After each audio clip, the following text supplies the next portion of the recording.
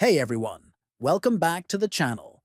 Today I'll show you how to set your daily water goal in the Fitbit app so you can easily track your hydration and stay healthy throughout the day.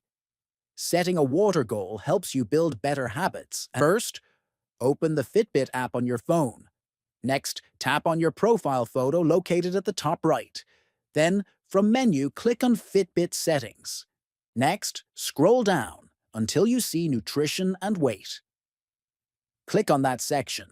Now, tap on Daily Water Goal. Here you can choose how much water you want to drink per day. You can set the amount in milliliters according to your personal hydration target. Finally, once you've chosen the number that suits your lifestyle, tap on Set Goal to save your new daily water goal. That's it. Your Fitbit app will now help you track your water intake automatically.